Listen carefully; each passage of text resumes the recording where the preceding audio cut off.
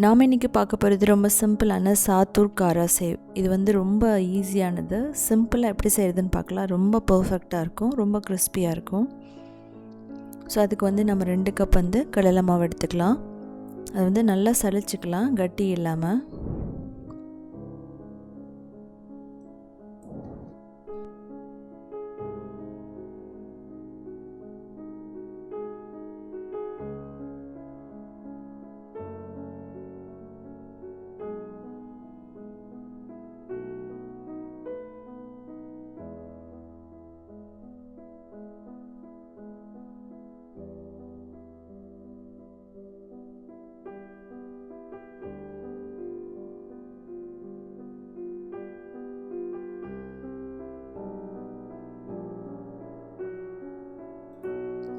So இப்போ என்ன பண்ணலான்னா 3 டேபிள் ஸ்பூன் அரிசி மாவு வந்து போட்டுக்கலாம் நம்ம. அதுக்கப்புறம் பெருங்காயம், அதுக்கப்புறம் மஞ்சள் தூள், அதுக்கப்புறம் வந்து பெப்பர், அதாவது நம்ம பிடிச்சி வச்ச பெப்பர், அதுக்கப்புறம் cumin சீட்ஸ், அதுக்கப்புறம் கீ இல்லைனா பட்டர், 1 டேபிள் ஸ்பூன் ஆயில். இதை போட்டுட்டு என்ன பண்ணலான்னா நல்லா மிக்ஸ் பண்ணிக்கலாம். முதல்ல உப்பு தேவையான அளவு போட்டுக்கலாம். ஸோ இந்த உப்போடு வந்து சேர்ந்து இந்த மாவு வந்து நல்லா மிக்ஸ் ஆகணும்.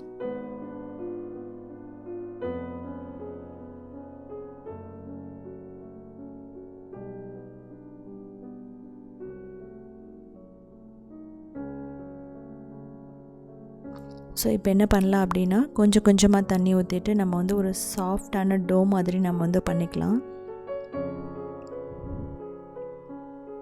டோ வந்து லைட்டாக ஸ்டிக்கியாக இருந்தாலும் ஓகே. இது வந்து ஈஸியாக வந்து பிழைய வரும்.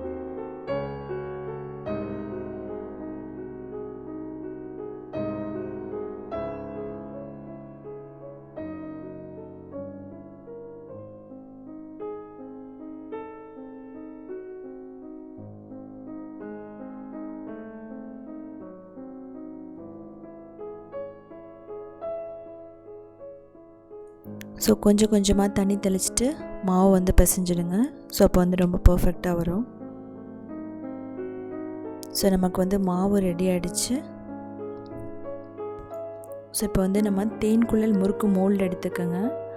நம்ம முறுக்கு குழலில் பண்ணுறோம், பட் ட்ரெடிஷ்னலாக வந்து அந்த பூந்தி பிழியறதுல தான் பண்ணுவாங்க. ஸோ இதில் வந்து 1 டீஸ்பூன் ஆயில் ஊற்றிட்டு இது நல்லா வந்து தடவி விட்டுக்கோங்க. இது என்ன ஆகும்னா ஒட்டாமல் வரும். ஸோ ஒரு கையளவு மாவு எடுத்துகிட்டு நம்ம என்ன பண்ணலாம் அப்படின்னா, அந்த முறுக்கு குழலில் போட்டுட்டு டைரெக்டாக நம்ம ஆயிலில் வந்து ஃப்ரை பண்ணிடலாம். உங்களுக்கு எக்ஸ்பீரியன்ஸ்டாக இருந்துச்சுன்னா நம்ம பூந்தி கரண்டியில் வந்து நம்ம அப்படியே அந்த டோ வச்சு லைட்டாக தேய்ச்சி விட்டோம்னா நமக்கு வந்து அப்படியே வந்துடும். ஸோ இது மாதிரியே வரும். ஸோ இப்போ வந்து நம்ம ஆயிலை சூடு பண்ணிவிட்டு நம்ம வந்து ஃப்ரை பண்ணிடலாம். ஸோ நீங்கள் வந்து மீடியம் ஃப்ளேமில் தான் வந்து இது ஃப்ரை பண்ணணும். லோ மீடியம் ஃப்ளேமில் ஃப்ரை பண்ணிங்கன்னா தான் இது வந்து கருத்து போகாமல் ரொம்ப பர்ஃபெக்டாக வரும். ரொம்ப ஹை ஹீட்டில் வச்சா இது வந்து சரியாக வராது. ஸோ அதனால் பர்ஃபெக்டாக பண்ணுங்கள். நமக்கு இந்த ஆயில் சவுண்ட் வந்து அப்படியே மறைஞ்சிருச்சு அப்படின்னா நம்ம வந்து என்ன பண்ணலாம் அப்படின்னா இது எடுத்துடலாம். அந்த டைமில் வந்து ஒரே ஒரு பபிள்ஸ் தான் வரும் அந்த காராசேவ்லேருந்து.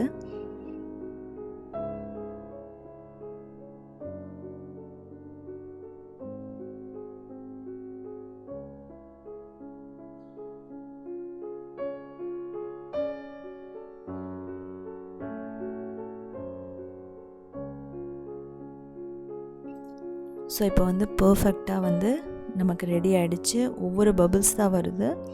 அது இல்லாமல் ஆயில் சவுண்டும் மறைஞ்சிருச்சு. ஸோ இப்போ என்ன பண்ணலாம் அப்படின்னா, பர்ஃபெக்டாக நமக்கு ரெடி ஆகிடுச்சு, நம்ம எடுத்துடலாம். ஸோ கொஞ்சம் கூட ஆயில் குடிக்கல, இது ரொம்ப பர்ஃபெக்டாக வந்திருக்கு. ஸோ அதே மாதிரி எல்லாமே வந்து நீங்கள் ஃப்ரை பண்ணிக்கோங்க.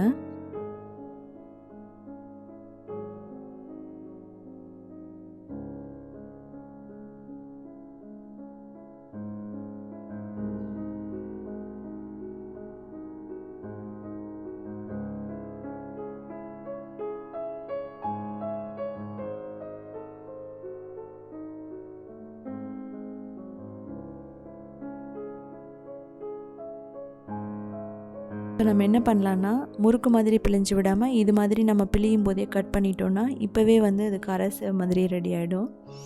ஸோ இது வந்து 2 பேர் வேணும் இப்படி வந்து பிழியறதுக்கு. ஸோ அதனால் நீங்கள் 2 மெத்தட்லேயும் நீங்கள் பண்ணலாம். எல்லாமே வந்து ஈஸியாக தான் இருக்குது. ஸோ அதில் நீங்கள் கார்லிக் போட்டிங்கன்னா கார்லிக் காரசேவ் ஆகும்.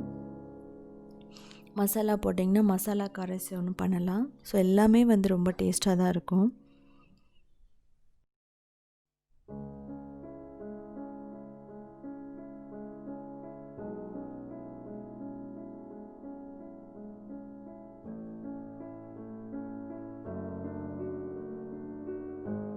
ஸோ நமக்கு வந்து பர்ஃபெக்டான காராசேவ் வந்து நமக்கு ரெடி ஆகிடுச்சு. இதை உடச்சி விட்டுக்கோங்க.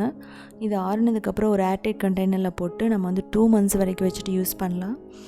ஸோ டீயோடு எடுத்துக்கும் போது ரொம்ப நல்லாயிருக்கும். ஸோ செஞ்சு பாருங்கள். செஞ்சு பார்த்துட்டு கமெண்ட் பண்ணுங்கள்.